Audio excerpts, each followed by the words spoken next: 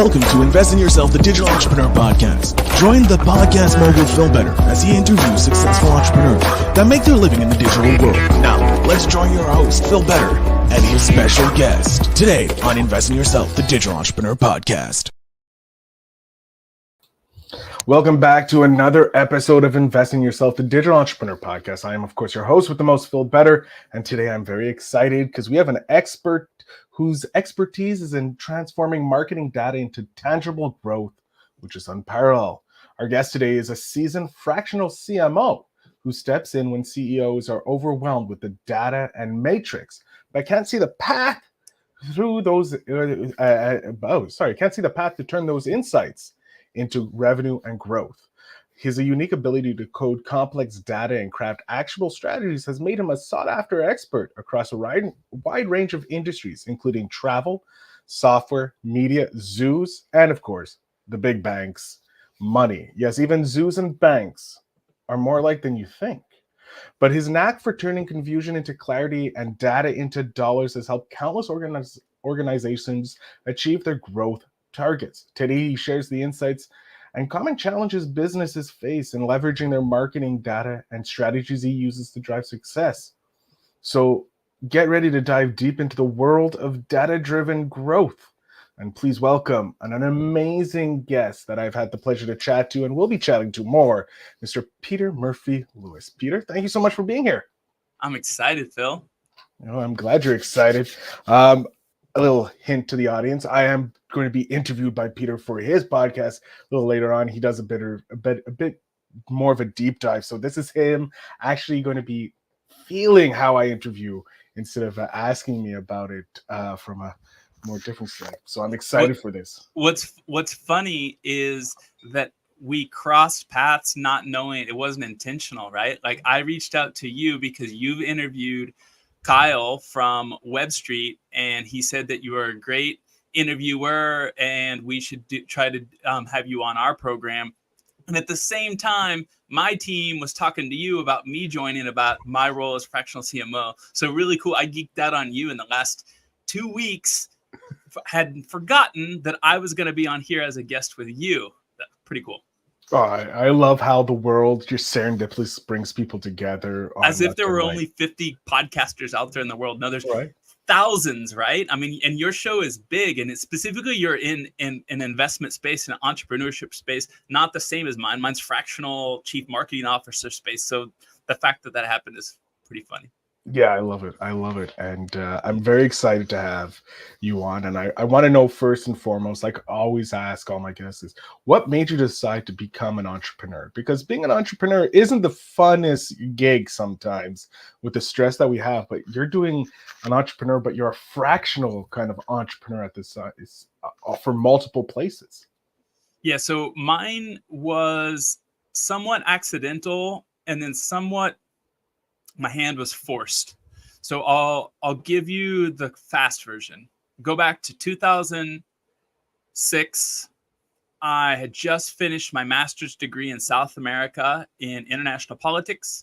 I was just getting ready to get into my PhD, and I was a full-time professor of international students, research methodology in South America, teaching some diplomats, teaching some lawyers, teaching people who are kind of in between, figuring out if they want to be an academic or a diplomat. And I liked academia. I liked teaching. I liked writing papers, but I knew that it wasn't fast enough moving for me to dedicate my energy to it. And I also wasn't ever going to make enough money to ever travel back to the United States where my parents live, where my brother lives, where my grandparents lived at the time as an academic in South America. So I applied to do a bunch of different sales jobs after work. So I was willing to do a second shift, from 4 till 8 or 4 till 10, 2 or 3 times a week or on weekend. And everybody told me that I was too qualified because I had a master's degree and I looked like an academic and I didn't have any sales or marketing experience. So no one would even hire me, even though I was, a great student in high school, great student in college, great student in my master's, had some experience working outside of academia. I couldn't get anyone.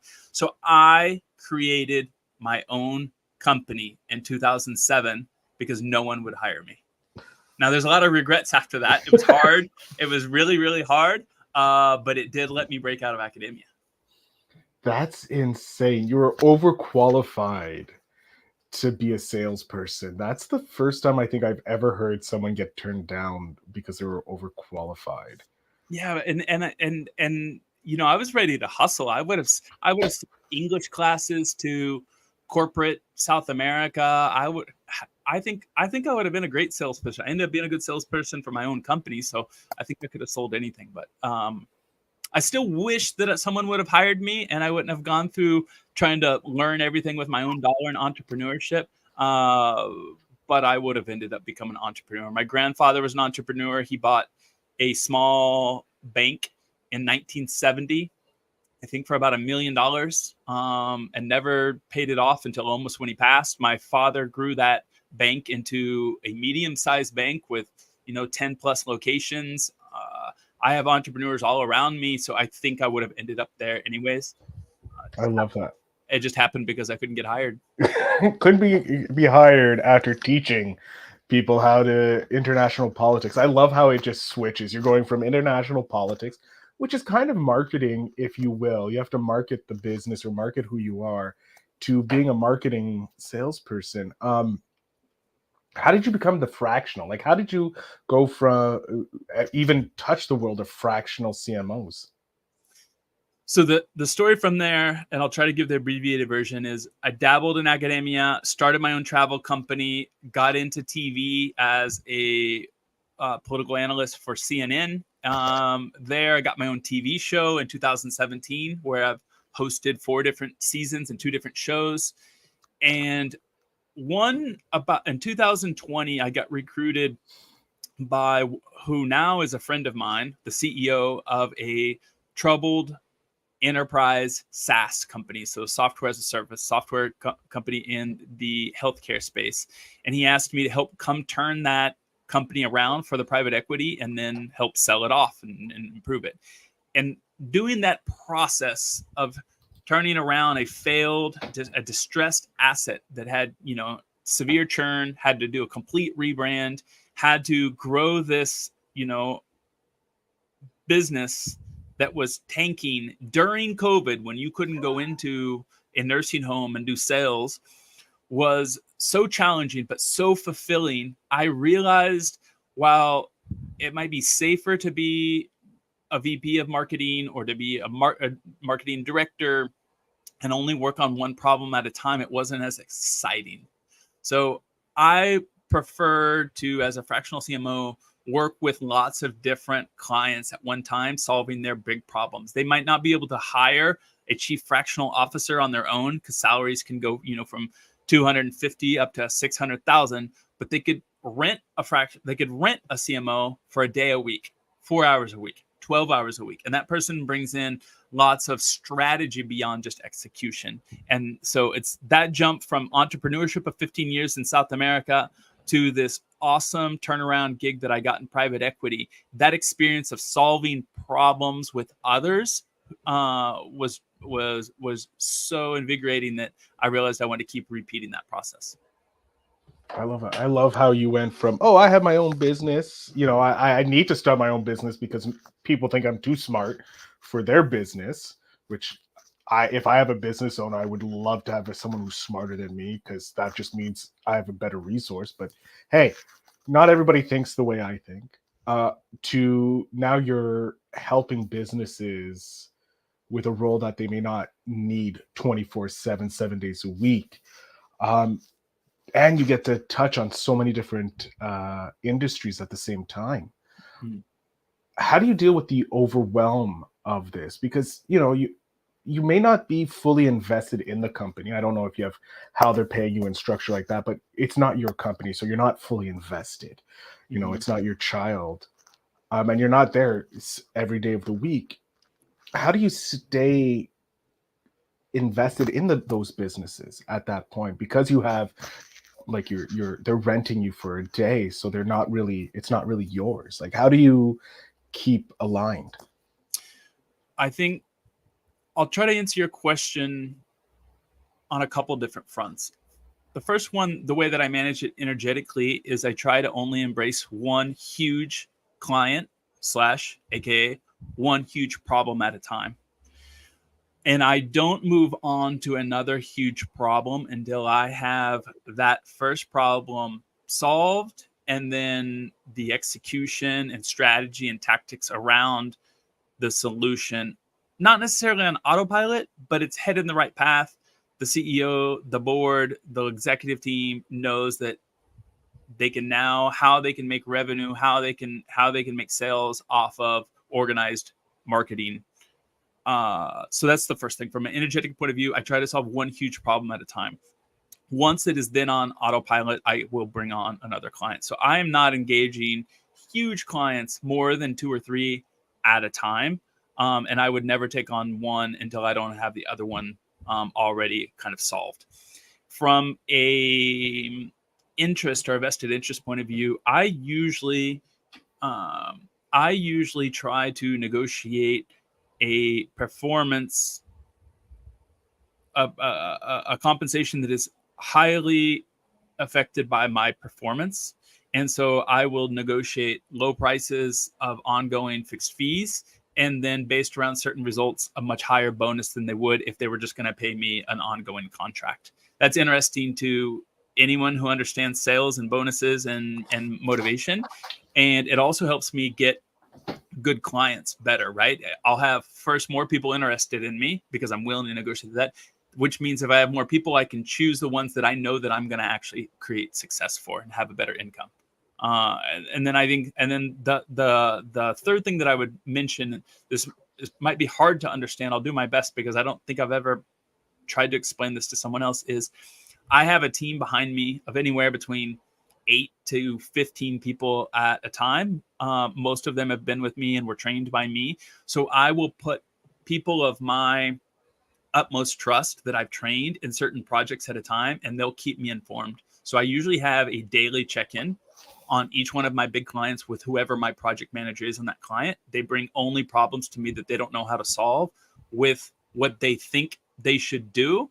And then I confirm yes or no. And, 9 out of 10 times they know what to do. And they just need someone who has insomnia like me and struggles at night wakes up and tries to solve problems. They just need someone to take the stress off them and make the decision sometimes. I like that. I like how you're focused core on the business until it's solved, quote unquote, at least, or on the road to being solved, that you don't have to be hands-on before you take on another project. But also you've built this team behind you that can help handle the minutia, the day-to-day stuff, while you look at the $3,000 picture, the overview of everything, and only have to step in when it's necessary.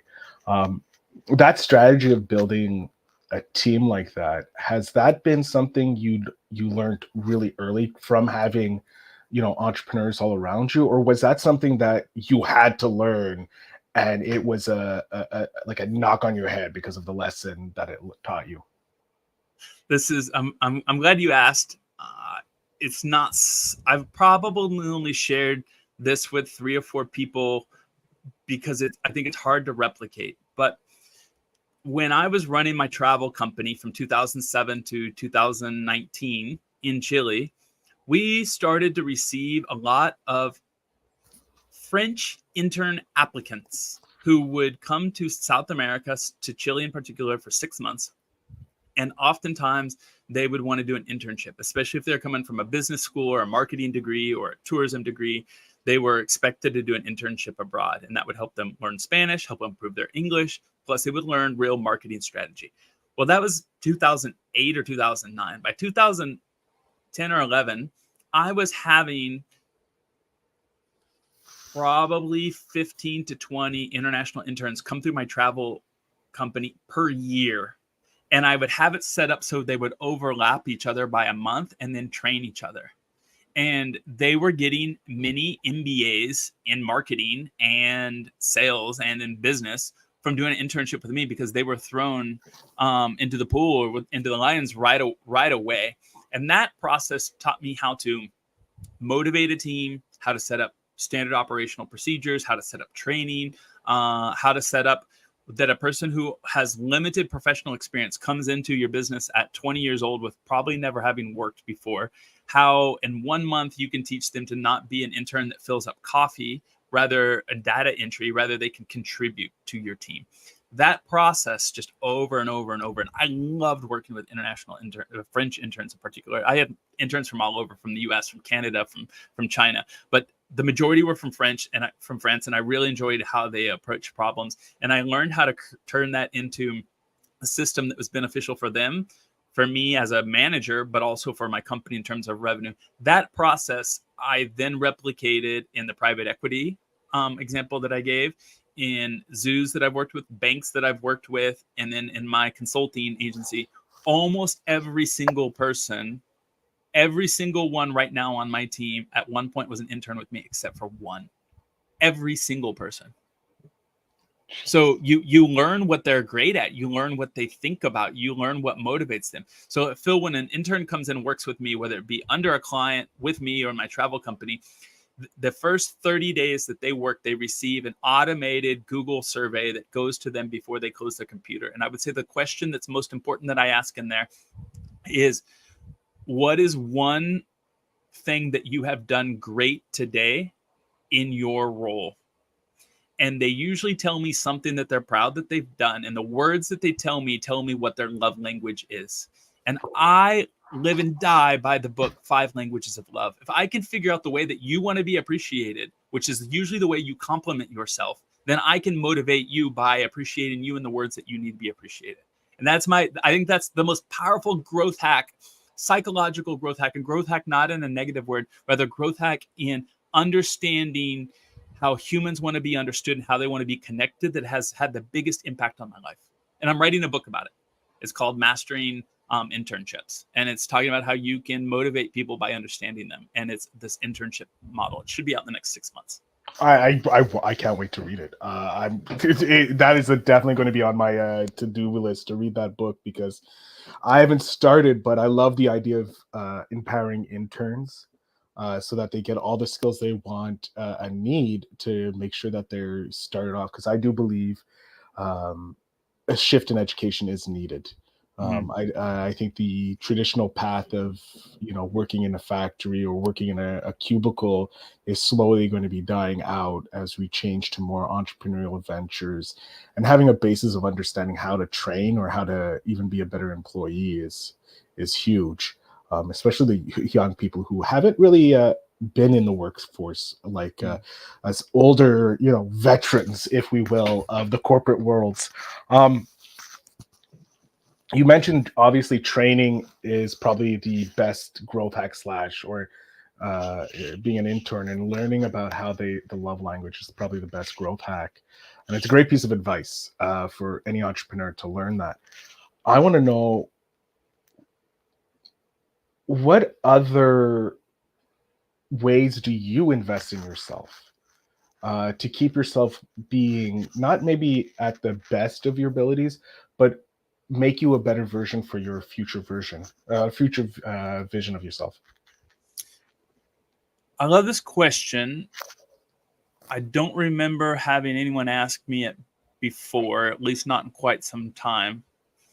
I think the first thing that comes to mind is I'm really intentional about cultivating previous friendships, relationships with mentors, surrounding myself by people much smarter than me, and being vulnerable with all of those aforementioned relationships.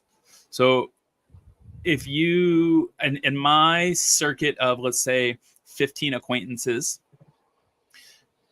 close acquaintances, I would bet that 13 out of 15 of them say that I call them more than anyone else in their life other than their immediate family. And I'm just really intentional about seeking out those people who have had an impact on me positively. My energy or travel, or the way they parent, and because I'm a father, or the way that they think about their relationship with their partner, the way that I think about it with my wife. And then same thing around entrepreneurs. So I try to find smart people who solve problems uniquely, share openly with them that I look at them as a mentor. And then, if you're honest, those relationships end up being an investment in my future in one way or another. To give you an example, when I got a TV show in 2017, as I mentioned, I was 37 years old, and I did a lot of research on how to start interviewing people, similar to what you do, and why I'm going to interview you next week on Monday. And one of the persons that I studied was Cal Fussman, who has been on Tim Ferriss several times, and he's interviewed multiple presidents, included Muhammad Ali, used to just a well-known journalist. And I reached out to him, and all I did was send him an email and say, thank you for everything you've done. I've read lots of emails about you. I've read lots of books about you, interviews about you, read a lot of your writing. Great work. I don't need anything from you. About 2 years ago, I wrote a long post on LinkedIn and how important this person was to me and how it impacted me as a business person. Well, he reached out 2 weeks ago and said, I want to interview you, Peter, on my podcast. So I think just constantly telling people that have an impact on you how important they are, in some way that's also investing back into me. And then I think the last thing that I would say to investing in me is probably approaching my relationship with my wife. I guess the word is not as a subordinate, not as in being inferior, but approaching that many times she and my son know more about life and know more what's better for me than I do. And I think that vulnerability, keeps me open to how I need to eat better, how I need to take care of myself. And so that doesn't sound like I'm investing in myself, but in a way they're teaching me. I don't necessarily need to read a book. The people who spend the most amount of time with me probably know what's best with me, know what's best for me, and taking their advice and then, doing it. So whether it be yoga or being a vegetarian or detoxing from sugar and dairy or whatever. I don't know if I went about it in the way that you were thinking of about investing in oneself. No, you went about it the way that we needed to hear it. As for the audience, they'll hear your message, because they're looking for someone like you who has somewhat similar ideas and aspirations that they have, and hearing you how you're investing in them yourself could lead to them doing something similar, trying something similar to how you did it, and it spawns their certain style of investing in themselves and allowing them to see, oh, this is a method I have. And I always like that question, because it does give me another way I can look at investing in myself. I really like the story about how you sent an email out to someone, I forgot his name, Cal Fussman, but how you just thanked him, and then years later it paid off with the ability to be interviewed by someone you consider a legend. Unfortunately, Larry King's my legend. I love the way he interviews, and unfortunately, I may not have the opportunity to be interviewed by him, but I know that his legacy carries on with the people who studied under him, and it's going to be an amazing event. And I'm looking forward to being interviewed by you on Monday, because I've not had someone do a deep dive into who I am and ask for things to help them with their interview. So I'm very, very excited for the interview. How do you go about preparing for interviews? Not just interviews for your podcast or for the series you're doing, but interviewing potential interns, because that's also a skill in of itself. Ooh. So I'll start with the intern. The intern, since my process has gotten more and more sophisticated, more and more polished and fine-tuned, I require all interns to listen to a podcast interview with me or by me. So, like 6 months from now, there might be a group of 10 interns that enter into my agency or for a client that I'm helping, and they'll be forced to listen to this interview. And I then ask them to send a loom of 3 things that they learned from the podcast. And it doesn't have to be anything about me nor about you. It's something that they could be self-reflection. And then what would be 3 follow-up questions that they would have for me or the podcast host. And that helps me understand how they think, because the way that I help people reach their potential is starting to think like them. In terms of when I am, well, and then I guess after they send the loom, then when I meet with them, I try to make them feel as comfortable as possible right away. So I'll make jokes about myself. I'll let them know that, sorry, I'm 44 years old and I can't figure out the webcam. I'll make some jokes so that they don't realize that this is going to be intimidating. And then I will tell them that I'm more interested in motivating them to determine, what they're going to be great at.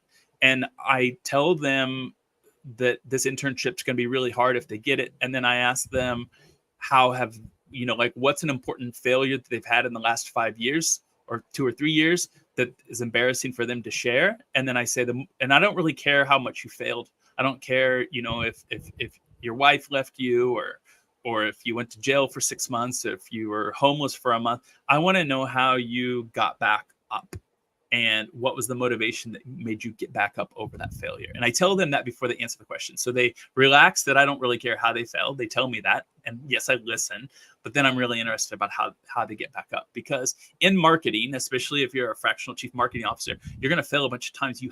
When you're solving problems, you're often going to fail 3 to 5 to 10 times before you figure out the final solution. The secret is you just got to fail quickly and pivot. Now, how do I prepare for a podcast? Well, for you, I listened to a number of your interviews. In our pre-chat, I asked you what's one of your favorite interviews that might not be popular, and you've sent that to me. And then I put your podcast through ChatGPT, and I said, what are 30 questions that Phil asks over and over and over again, and what are some of the best answers?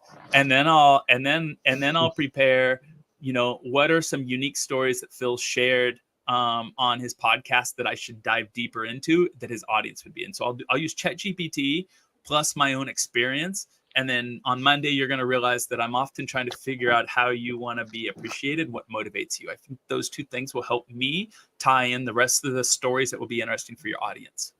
Whew, I'm very excited. I'm nervous as well, but it's a good nervous. Because this is, first of all, this is the first time a deep dive like this has been done again on me, and I'm gonna be promoting it like crazy because I feel that it's probably going to be one of my best interviews to date. Like I'm being interviewed by Larry King. I'm going to put that out there. It's going to feel like I'm being interviewed by Larry King, but I'm being interviewed by Peter Lewis. Very close. Larry King, Peter Lewis, very close. Very similar names. Yeah. We are coming to the near the end of the episode, which I hate because I'm having a great time. But luckily, Peter, I get to talk with you in a few days, so I'm not losing out too much. The audience is, but they have to just wait. I want to know, looking forward, we're 10 years down the road. You're 54. Hopefully, you figured out how to work the webcam or the virtual screen, whatever the technology has at this point. Where do you see yourself and your business? I think I will be retired. And what I mean by retired, financially, I will not be doing anything professionally because I need or want the money. So I think I will be at a place where I will be frugal enough that I will only be doing projects that I want to do 100%. Professionally, I think that I will continue creating lots of content. I produced, directed, and hosted a documentary that's coming out on October 24th, where I traveled through 7 different nursing homes and documented the stories of people who take care of America's seniors. And I just saw the first cut of it the other day, and it put me through tears, and it's beautiful. So I'll be launching that. And I think I'll continue doing documentary and movies. And I have a TV show that is coming out in September that I traveled through 12 countries in the United States and interviewed 36 different Latinos who live here, trying to live the American dream. So I think I'll continue doing that type of content. And then I think I'll hopefully continue trying to solve problems. At that point, my son will be 17 if he still wants to be around me. Hopefully he and I'll be running a company together and creating content together. And my wife can have a glass of wine and tell us to calm down and quit working. And he and I can stay up till 4:00 in the morning thinking of crazy ideas and trying to revolutionize the world and motivate people. I love that. That's an amazing dream to have, especially working with your son, coming up with the crazy ideas, and just being retired, meaning you're not forced to work. You can work when you want and do what you love. I think that's an amazing goal, and I know you're going to reach it just from the energy you have and the goodwill that you put out from how you help people. Now we're going to jump back to when you were 10 years old, which is kind of interesting because you have a 7-year-old. So this could be kind of interesting advice to give to your 10-year-old son instead of your 10-year-old self. But what's one piece of advice you would love to be able to hand to your 10-year-old self? Have less fear or confront your fears. I think that when I was about 30 years old, I came to the realization that most people, but definitely myself, I was acting out of fear more than out of will. So I was avoiding things that I was afraid of, or I was working towards certain things because the opposite made me afraid. I was doing things because I was afraid of what people think of me, and trying to be the best because that was I was afraid of what not being the best was. Trying to finish my PhD because that's what people do. Lots of fears. And when I confronted that when I was 30 years old, through depression, through therapy, through support from my mom and my coworkers, and whom now is my wife, at the time my girlfriend, life became so much easier. I think that is the advice that I would give to my 10-year-old self. And I believe that I'm trying to teach my son that he maybe doesn't have to know it at the age of 10. He could start to hear it, but figure it out before he turns 30. I mean, my mom said to me, I don't know how many times in my life, the only thing you can control in your life, Peter, is your attitude. And she said that, from the age of 2, probably till last week. And at the age of 20, I realized that I had an amazing attitude and that I could lose everything in the world. But as long as I had an attitude, I would be able to determine, what my tomorrow was like. And so just doing what my mom taught me, repeating it over and over and showing him by example what I don't want him to live through in terms of fear. Hopefully I can do the same that my mom did for me. I love that. Some great advice, Peter. I'm going to jump off stage, try and put that all into my head and take it in because that was heavy for me to take. But I want you to let my audience know where they can connect with you, how they can potentially be an intern if you're looking for interns or looking for some wisdom on being a better CMO. So I'm going to jump off stage here. The floor is yours. Whatever you need to tell them, tell them. Yeah, please. Reach out on LinkedIn. I think I'm the only person on LinkedIn named Peter Murphy Lewis. If I can help you, from a marketing point of view, my website always promises 2 free audit calls. So just go to strategicpete.com. I'll help out anyone. I do hundreds and hundreds of hours of pro bono consulting in the last couple of years. I do most of that on growthmentor.com. So just go check out growthmentor.com. You can see my profile. I'd give free consulting there as well. And love to hear your story. If you're friends of Phil, we can be friends. So connect with me on LinkedIn or send me a message on my website. Excellent. Peter, thank you so much for being here. You were an amazing guest, and I can feel that you're going to be even a better host when I come on. But I want to thank you so much for being here today. Thank you so much. See you next week, Phil.